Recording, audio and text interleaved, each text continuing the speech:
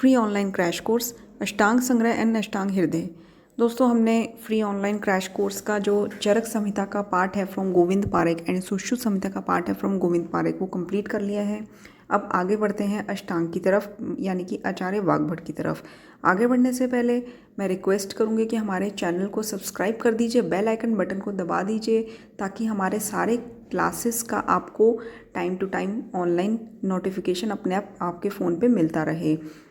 अष्टांग संग्रह एंड अष्टांग हृदय कंप्लीट करने के बाद हम स्टार्ट करेंगे मेन कोर्स। तो दोस्तों तैयार रहिए, कमर कस लीजिए। AIA PGET 2022 की तैयारी में अपनी पूरी जान लगा दीजिए। तो चलिए स्टार्ट करते हैं अष्टांग संग्रह। अष्टांग संग्रह का एक जो छोटा सा पार्ट है जो गोविंद पारेख में दिया हुआ है, मैं आपको बता देती हूँ। इसके रचयिता है वृद्ध वाग्भट एंड इसका काल है 6th सेंचुरी AD। अगर रचयिता की बात करें तो अष्टांग संग्रह के रचयिता है वृद्ध वाग्भट एंड जो अष्टांग हृदय के हैं लघु वाग्भट, और रस रत्न समुच्चय के जो रचयिता है वो है रस वाग्भट। तो वाग्भट तीन बताए हैं, वृद्ध वाग्भट, लघु वाग्भट एंड रस वाग्भट, और तीनों के पिता का जो नाम है वो है सिंहगुप्त। ये जो इन्फॉर्मेशन है ये आप एक्स्ट्रा पॉइंट्स मान के चलिए एंड इसको नोट कर लीजिए, आपको गोविंद पारेख में नहीं मिलेंगे। तो तीनों के पिता है सिंहगुप्त और तीनों का जो काल है यानी कि टाइम पीरियड है वो अलग अलग है। अष्टांग संग्रह का 6th सेंचुरी AD, अष्टांग हृदय का 7th एंड रस रत्न समुच्चय का है 13वीं सदी यानी कि 13th सेंचुरी AD।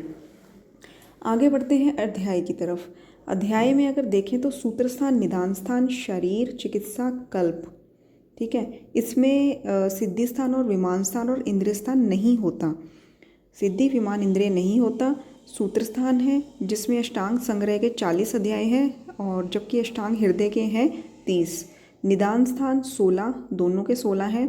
शरीर स्थान संग्रह के 12 और हृदय में आधे यानी कि 6।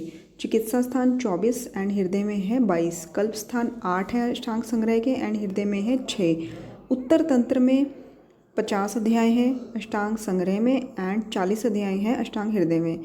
फिर से रिपीट करती हूँ, सूत्र स्थान 40 है, उधर 30, और निदान स्थान दोनों 16-16, शरीर स्थान 12 और 6 हैं हृदय में। चिकित्सा स्थान 24 संग्रह में, 22 हृदय में। कल्प स्थान 8 संग्रह में एंड 6 हृदय में। उत्तर तंत्र 50 संग्रह में एंड 40 हृदय में। तो टोटल अष्टांग संग्रह के अध्याय कितने हुए? 150 एंड अष्टांग हृदय के हुए 120। अष्टांग हृदय में सूत्र कितने हैं? 7445। याद रखिए 7445 सूत्र हैं। अष्टांग संग्रह की टीकाएं की बात करें तो एक बहुत ही अच्छी ये बात है कि हिंदी टीकाएं तो अनेकों दी हैं, हमें उस पर फोकस नहीं करना।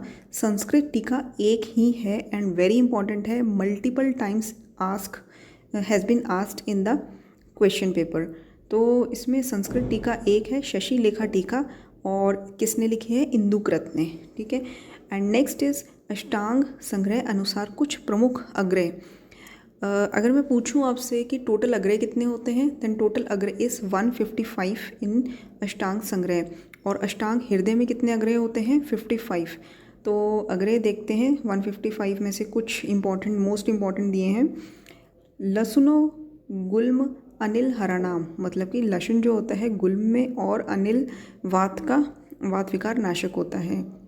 गुग्गुल मेदो अनिल हरानाम, ठीक है। त्रिफला तिमिर घनानाम, तिमिर में त्रिफला का प्रयोग बताया है। और त्रिफला गुग्गुल का वर्ण्या नाम, ठीक है, वर्ण्या नाम, व्रण में त्रिफला गुग्गुल का प्रयोग बताया है, ठीक है। नेक्स्ट इज कंटकारिका कास घना नाम, कंटकारिका कास में प्रयोग की जाती है। नेक्स्ट इज संकल्प उनक्रेतश्च वृष्य नाम, संकल्प वृष्य होता है।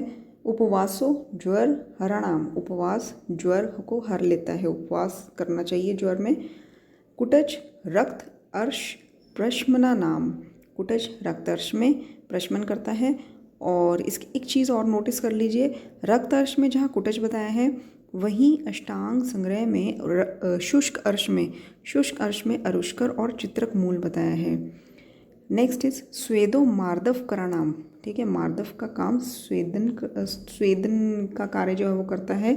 लोहो, इसमें लो नहीं लिखा, मैं आपको बता देती हूँ, इसमें है अयोरज पांडु रोग घना नाम। अयोरज मतलब कि जो अयो मतलब लो कहते हैं इसे, तो लो भस्म जो होती है पांडु रोग में प्रयोग किया जाता है। लाक्षा सद्य शतघ्ना नाम, जो लाक्षा है शत को ठीक करता है। एंड लाजा छर्दी घना नाम, लाजा छर्दी में यूज़ किया जाता है। नाग बला अभ्यास क्षय शत घना नाम, नाग बला का अभ्यास करने से क्षय शत ठीक होता है। रस प्रेरणा नाम, आपको पता है रस जो होता है प्रेरणन का कार्य करता है, यानी कि न्यूट्रिशन प्रोवाइड करता है। स्नानम सुरा च श्रम हरणाम, स्नान और सुरा श्रम को हर लेते हैं। काल भोजनम आरोग्य करणाम, सबसे बड़ी बात है टाइम पे खाना खाना वो आरोग्य कारक होता है। काल भोजनम आरोग्य करणाम। अजीर्ण आशनम गृहिणी दूषणा नाम, अजीर्ण मतलब कि अगर पहली वाली मील डाइजेस्ट ना हो, दोबारा से अगर आपने खाना खा लिया बिना डाइजेस्ट हुए पहली मील के, तो गृहिणी का दूषण हो जाता है। ठीक है, अजीर्ण आशना नाम गृहिणी दूषणा नाम। शोक शोषणा नाम, शोक यानी कि डिप्रेशन या शोक करने से शोष की उत्पत्ति होती है। और शोष मतलब कि जैसे कृशता आ जाती है, धातुशय हो जाता है, इस रूप से। ज्वर है शीघ्र रोगना नाम, ठीक है, जो ज्वर होता है वो शीघ्र रोग कारक होता है।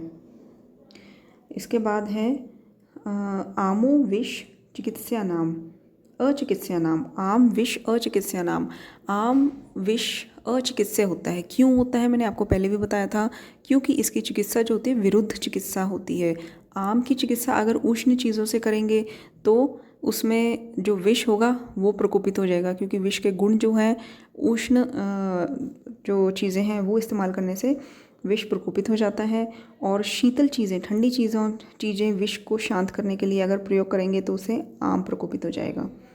कुष्ठ दीर्घ रोगना नाम, ठीक है, कुष्ठ जो होता है वो दीर्घ लंबे टाइम तक चलने वाली बीमारी है। दीर्घ रोगा नाम। वासा रक्त पित्त प्रशमना नाम, वासा रक्त पित्त में प्रयुक्त होता है, सबको पता है। इसके बाद है प्रमित आसनम गवेदुक अन्नम च कर्षणीय नाम।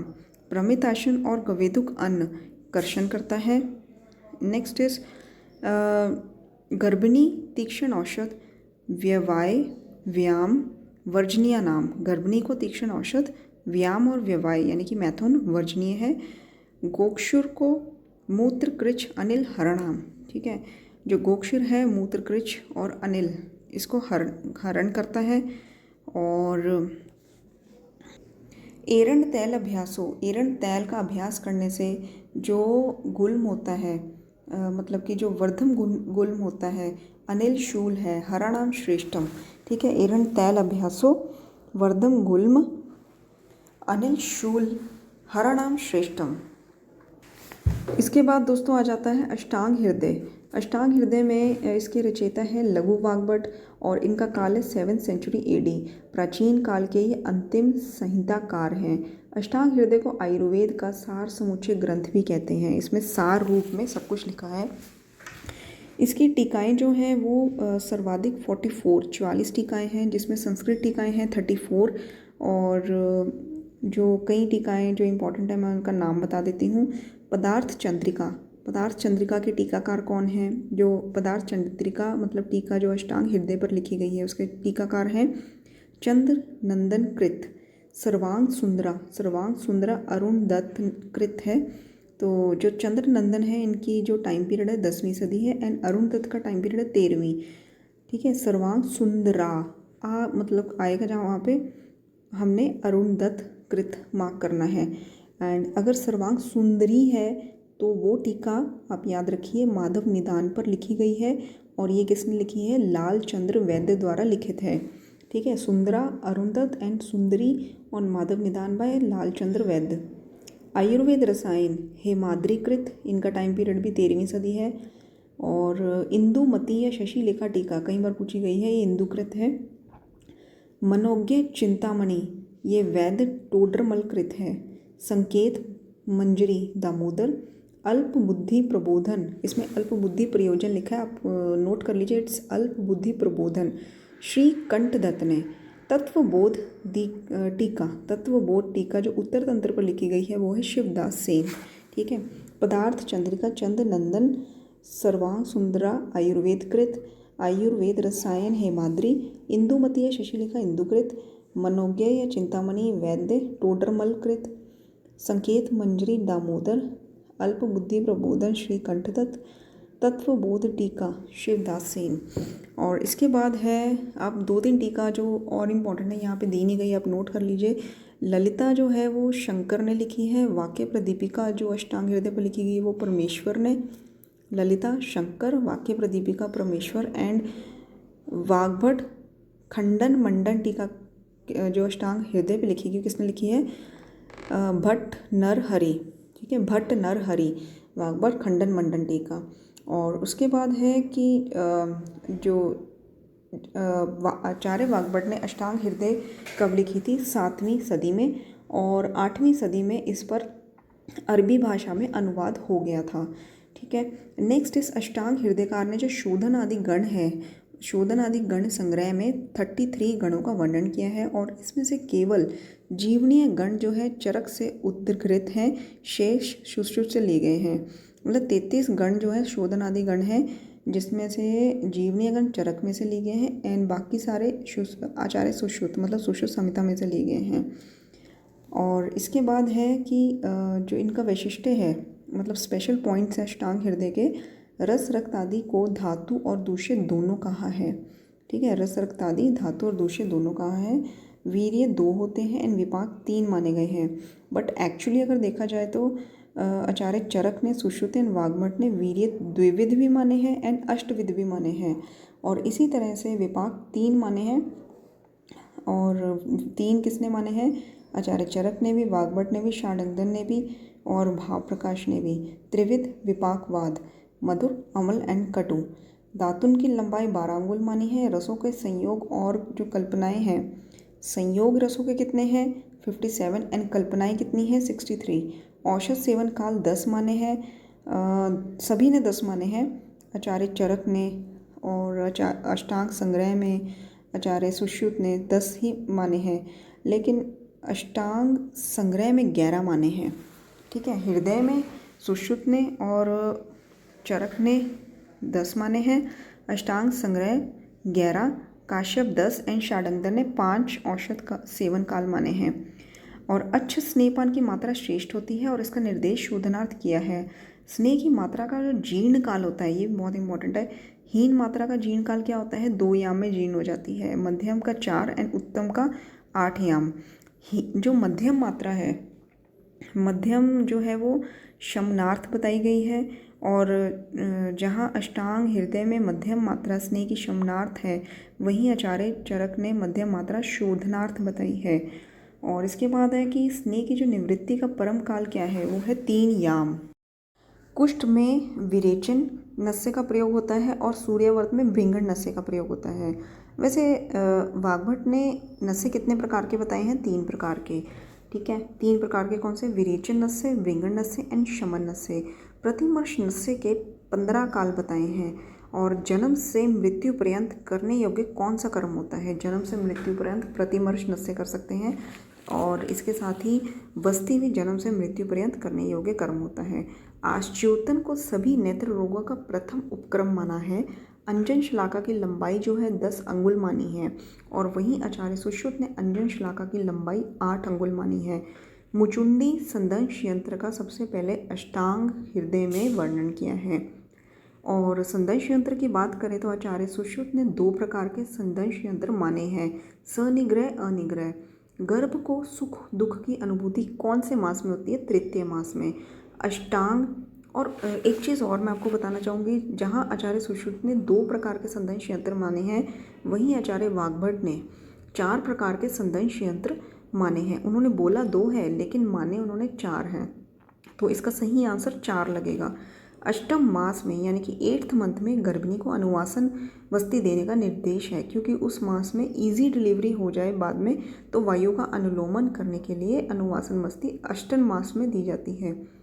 और वहीं स्त्रोत कितने माने हैं वाग्भट ने अष्टांग हृदय में? 13 माने हैं। आचार्य चरक ने भी 13 माने हैं और आचार्य सुश्रुत ने 9 स्त्रोत माने हैं, जबकि आचार्य सुश्रुत ने योगवाही स्त्रोत 22 माने हैं। ये सब एक्स्ट्रा पॉइंट्स है, प्लीज़ नोट कर लीजिए। योगवाही स्त्रोत आचार्य सुश्रुत ने 22 माने हैं और आचार्य चरक ने अनुवासन बस्ती, जहाँ सभी आचार्यों ने अष्टम मास में देने का निर्देश दिया है, वहीं आचार्य चरक ने 9th मतलब कि 9वें मास में देने का निर्देश किया है। भेषज अपना कार्य करती है कितने टाइम में? 1 अहोरात्र में। स्तन्य प्रमाण कितना बताया है? 2 अंजलि। स्तन्य प्रमाण 2 अंजलि माना है। इसके बाद है कि स्वर भेद 6 होते हैं, मद रोग 7 बताए हैं, मूत्राघात 20 प्रकार के माने हैं। अच्छा, मद रोग जो है, आचार्य चरक ने मद रोग के कितने भेद बताए हैं? 4, VPKS, वातज, पित्तज, कफज एंड सन्निपातज। और इसकी अवस्थाएं कितनी मानी हैं? 3, ठीक है, प्रथम अवस्था, द्वितीय अवस्था एंड तृतीय अवस्था। और वहीं आचार्य सुश्रुत ने मद रोग के कितने भेद माने हैं? 6 एंड आचार्य वाग्भट ने माने हैं 7, ठीक है। 7 कौन से हैं? 4 तो चरक वाले हैं, बाकी VPKS एंड बाकी 3 जो है वो है मद्दज, रक्तज एंड विषज। शिशु नामकरण 10वें दिन करने का निर्देश है, जबकि ऐसा सब आचार्य ने बताया है 10वें दिन, जबकि अष्टांग संग्रह में 10वें दिन भी कर सकते हैं, 100वें दिन भी कर सकते हैं और 1 साल तक भी कर सकते हैं। 1 साल के बाद भी मतलब कर सकते हैं, 10, 100 या 1 ईयर। वाणी मेध स्मृति, देखो यहाँ पे ना 2 घृतों का विशेष रूप से वर्णन किया है। 2 घृत बताए गए हैं, एक अष्टांग घृत है और एक सारस्वत घृत है। तो अष्टांग घृत का प्रयोग कब कब करते हैं? वाणी में, मेधा में, स्मृति में, बुद्धि में। वाणी, मेधा, स्मृति, बुद्धि हेतु हितकर होता है अष्टांग घृत, जबकि सरस्वत घृत होता है सेम ही है, बस एक वर्ड चेंज है। वाणी, मेधा, स्मृति, बुद्धि की जगह अग्नि आ जाएगा, ठीक है। तो वाणी, मेधा, स्मृति, बुद्धि अष्टांग घृत एंड वाणी, मेधा, स्मृति, अग्नि है सारस्वत घृत। काश्यप घृत हृदयकार ने दंत उद्भव जन्य रोगों में निर्दिष्ट किया है, ठीक है। तो जो काश्यप घृत है वो दंत उद्भव जन्य रोगों में देना चाहिए, ठीक है। नेक्स्ट इज कि अष्टांग हृदयकार ने जो सिरा शुक्र नामक कृष्णगत रोग सुश्रुत से अलग बताया है, सिरा शुक्र नामक कृष्णगत रोग, और इसके अतिरिक्त सिरोत्पात, सिराहर्ष नामक सर्वगत रोग नहीं माने हैं, ठीक है। सिरोत्पात एंड सिराहर्ष जो है आचार्य सुश्रुत ने सर्वगत रोग माने हैं, जबकि इन्होंने सर्वगत रोग नहीं माने हैं। पिल रोग मतलब क्रॉनिक आई डिसऑर्डर्स, इनकी संख्या कितनी होती है? 18। और वहीं पे एक चीज़ और मैं बता दूं कि आचार्य वाग्भट ने सिरा वाले जितने भी अक्षी रोग हैं वो शुक्लगत माने हैं, ठीक है। और कूची कर्णक, कर्णपाली नामक ये जो कर्ण रोग होते हैं, कूची कर्णक, कर्णपाली, और इसके बाद है उपशीर्षक नामक जो कपालगत रोग होते हैं, ये बालक को प्रेगनेंसी में ही यानी कि गर्भावस्था में ही हो जाते हैं या हो सकते हैं, ठीक है। इस गर्भावस्था में भी हो सकते हैं, मतलब बाद में तो हो सकते हैं लेकिन गर्भावस्था में भी ये रोग हो सकते हैं। कूची कर्णक, कर्ण पिप्पली नामक कर्ण रोग और उपशीर्षक नामक कपालगत रोग। वैसे कपालगत रोग कितने बताए हैं आचार्य वाग्भट ने? आचार्य षडानंद ने 9 बताए हैं। तो उपशीर्षक नामक कपालगत एंड कर्ण रोग 2, कूची कर्णक एंड कर्णपाली, ये गर्भावस्था में भी हो सकते हैं। नेक्स्ट इज पैतिक ननात्मज विकारों पर विस्तार से विभेदक वर्णन किया है, जैसे ओष में तीव्र दाह होती है, ठीक है। स्वेद और अर्ति युक्त सर्वांगीण तीव्र दाह। प्लोष में स्वेद रहित होता है ये, ठीक है। ओष में स्वेद होता है, प्लोष में स्वेद रहित होता है, इसमें भी अग्नि की तरह तीव्र दाह होती है। और दव में मुख, ओष्ठ और तालु में होने वाली दाह होती है, और मतलब ओरल कैविटी में दाह होती है। द्वथु मतलब नेत्र आदि इंद्रियों में होने वाली दाह, ठीक है। विधा मतलब हाथ पैर के मूल में होने वाला संताप, विधा मतलब हाथ पैर के मूल में, और द्वथु हो गया आइज में, नेत्र आदि इंद्रियों में, और भी इंद्रियाँ इन्वॉल्व होती हैं इसमें। अम्लक मतलब कि अंतर्दाह सहित हृदय में शूल भी होता है, उद्गार आते हैं, जैसे अम्लक में खट्टे उद्गार आते हैं ना, जैसे ब्लॉटिंग, गैस्ट्राइटिस टाइप। तो अंतर्दाह सहित हृदय में शूल होता है तथा उद्गार का होना। 10 दिन तक चिकित्सा करने पर भी रोगी को लाभ ना हो तो चिकित्सा का क्रम बदल देना चाहिए, ऐसा हृदयकार ने बोला है। ठीक है। क्रिया संकर किसको बोलते हैं? क्रिया संकर मतलब होता है, यहाँ पे आया नहीं, मैं आपको बता देती हूँ। क्रिया संकर होता है कि जैसे हमने किसी रोगी को, किसी पेशेंट को एक दवाई दी और अगले दिन वो आपके पास आ जाता है कि मुझे दवाई का कुछ असर नहीं हुआ, तो हमने नेक्स्ट डे ही बिना वेट किए दवाई बदल दी। फिर उसके अगले दिन फिर वो आ जाता है, मुझे असर नहीं हो रहा, तो हमने फिर से दवाई बदल दी, हमने वेट नहीं किया। तो ऐसी अवस्था को हम क्रिया संकर कहते हैं। ठीक है। तो चिकित्सा जो है बार बार बदलना, जल्दी बहुत बदलना विदाउट वेटिंग, तो उसको क्रिया संकर कहते हैं। और 10 दिन तक चिकित्सा करने पर अगर रोगी को लाभ ना हो तो 10 दिन बाद अगर चिकित्सा चेंज करना, ये हृदयकार ने बोला है। और 7 दिन तक वेट करके चिकित्सा चेंज करना, है डलहन ने कहा है। ठीक है। और अष्टांग हृदय में प्रथम विपाक की परिभाषा सबसे पहले दी गई है, जठरेन अग्निना। इसमें सिर्फ एक ही वर्ड है, जठरेन अग्निना। इसका पूरा श्लोक आपको मैं बता देती हूँ, जो कि अष्टांग हृदय के सूत्र 9 में दिया है। जठरेन अग्निना योगाद यदुदेति रसांतरम रसानाम परिणाम अंते। जठरेन अग्निना योगाद यदुदेति रसांतरम रसानाम परिणाम अंते। ठीक है। और नेक्स्ट इज धमनी और मर्म का प्रथमतः वर्णन अष्टांग हृदय में है। और कुछ नवीन द्रव्यों का प्रयोग बताया गया है, जैसे कि अच्छा मर्म जो है आचार्य सुश्रुत ने 5 मर्म बताए हैं, और अच्छा अष्टांग संग्रह में 5 मर्म बताए हैं, जबकि धमनी मर्म एक अलग से है, वो अष्टांग हृदय में इसका वर्णन है। और धमनी मर्म के अंतर्गत 9 मर्म आते हैं। ठीक है। मतलब कि एक अलग से मर्म बताया है अष्टांग हृदयकार ने, जिसका नाम है धमनी मर्म। कुछ नवीन द्रव्य जैसे कि स्थौल्य में रसांजन का प्रयोग, वातरक्त में गुडुचि का, वस्ती रोगों में शिलाजतु का प्रयोग है, छर्दी में लाक्षा का प्रयोग करते हैं और लाक्षा एंड जबकि हृदयकार ने तो लाक्षा बताया है छर्दी में, और हमने पहले ही पढ़ा था अष्टांग संग्रह में लाजा बताया था छर्दी में। ठीक है। एंड पर्यटक का ज्वर में, पिपली का प्लीहा में, आमलकी का प्रमेय में। वैसे इसमें अष्टांग संग्रह ने हरिद्रा का प्रयोग प्रमेय में बताया, जबकि हृदयकार ने आमलकी का प्रयोग प्रमेय में बताया। बट एक्चुअली जो अग्रह में धात्री निशा मतलब आमलकी और हरिद्रा दोनों का ही प्रयोग प्रमेय में उत्तम बताया गया है। ठीक है। और अग्रह की बात करें, मैंने आपको बताया था कि अष्टांग संग्रह के अग्रह होते हैं 155, हृदय के होते हैं ओनली 55। एंड अग्रह का वर्णन उत्तर तंत्र 40 में किया है हृदयकार ने, और संग्रहकार ने मतलब अष्टांग संग्रह में सूत्र स्थान 13 में अग्रह का वर्णन किया है। ठीक है। और नेक्स्ट है कि अर्श में सूरण पुटपाक का प्रयोग है, उदर रोग में अयस्कृति एंड अतिसार में दाढ़ी मस्तक चूर्ण का प्रयोग है।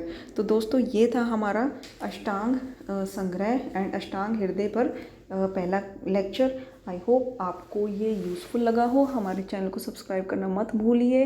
इसके बाद हम आपको मेन कोर्स भी प्रोवाइड करेंगे, हमें सपोर्ट करिए, चैनल को सब्सक्राइब करिए, बेल आइकन बटन को दबा दीजिए ताकि वीडियोस का, लेक्चर्स का नोटिफिकेशन ऑटोमेटिकली आपके फ़ोन पे आता रहे। एंड आई होप आपको ये एपिसोड यूज़फुल लगा हो। इसको 3 से 4 बार सुनिए, तभी आपको मेन पॉइंट्स जो आचार्य वाग्भट ने कहे हैं वो रट जाएंगे। Thank you so much.